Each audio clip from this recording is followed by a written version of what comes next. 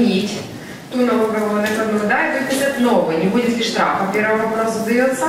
Не будет, да. И второй вопрос, что я не уверена, что будет отмена налоговой накладной и новая появляться. Потому что корректировка корректирует только, например, адрес. Написали Гришко, а нужно Гришка. Да? В нашем семинаре принимают участие и бизнесмены, предприниматели, директора предприятий, бухгалтера и представители Державной фискальной службы, которых в зале порядка 50-60 человек.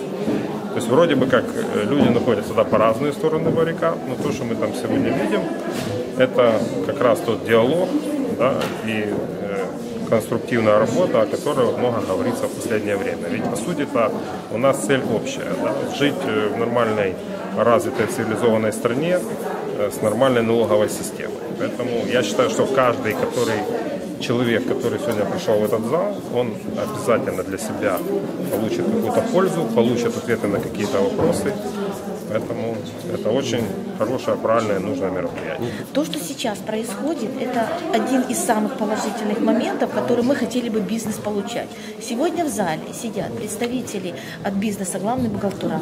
И я понимаю, здесь и сам бизнес сидит, потому что бывает так, что руководителем есть и финансовый директор. Второй момент, что здесь в зале находятся представители практически всех наших налоговых. Здесь очень высокого уровня лектор. Поэтому у нас, учитывая ситуацию, которая сложилась с принятием новых норм законодательства, которые круто поменяли нашу систему налогообложения, вроде бы как предлагалось как в лучшую сторону, но мы видели очень много минусов. И у нас здесь много разночтений, много непонимания. Законы принимались без согласования, то есть прохождения регуляторного акта. Законы не обсуждались с бизнесом, не обсуждались с общественностью. И это сказалось на те прорехи. В данной ситуации это мероприятие, оно сближает все стороны, потому что мы говорим не только о нововведениях, а мы говорим о проблематиках, где минусы в принятии закона. И сегодня даст возможность всем сторонам определиться четко, как работать в переходный период времени. Такие мероприятия способствуют консолидации действий налоговой, консолидации действий предпринимательства, бизнеса, ну и с учетом тех направлений, которые сегодня веют о децентрализации власти, очень неплохо, когда такие мероприятия начинают посещать уже депутаты органов местного самоуправления. Почему? Да потому что принятие решений во многом будет зависеть от них.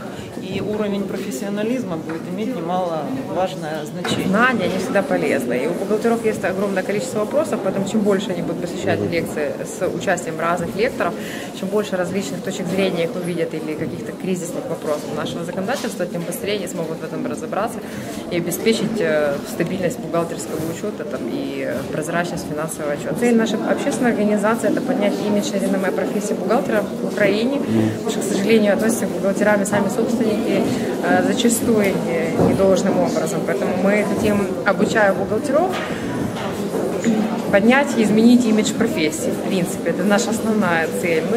Мы, конечно же, поддерживаем позицию Игоря Олеговича Белоуса и всего аппарата его. Это построение качественного, эффективного диалога с контролирующими органами для выработки тех же решений, использования основного права презумпции невиновности при принятии решений контролирующими органами. Есть профессия бухгалтера, есть профессия фискала. И вот в данном случае вот такие вот проекты, они налаживают реальные мосты между нами и плательщиками. И от того, насколько качественно и правильно вы доносите информацию, вы доносите ее качественно, репутация наша, репутация бизнеса, она повышается.